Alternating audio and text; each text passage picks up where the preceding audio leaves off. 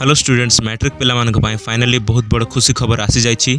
समस्त कमेंट करुले कि sir final date कह फाइनल डेट केबे आसीबो मैट्रिक रिजल्ट रो। तो फाइनल डेट तो ऑलरेडी आसी जाइए, तुम मैंने समस्ते जानी जाइथिबो।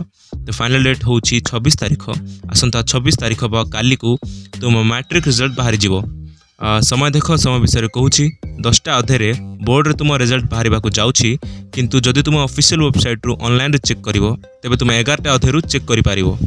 11टा अधे तुम मैट्रिक रिजल्ट आसीजिवो एवं तुम ऑनलाइन रे चेक करि पारिवो। 26 तारीख तुम मैट्रिक रिजल्ट एवं +2 पिला मानक रिजल्ट मध्य सेम दिन बाहरी। तो पिला माने आशा करूछि तुम सब डाउट क्लियर हो जाइथिबो।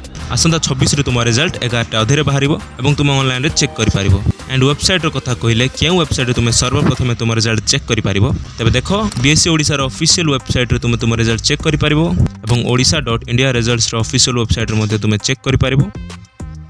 एवं तापरे odisha-results.nic.in रो वेबसाइट रे मध्य तुम रिजल्ट चेक करि पारिबो।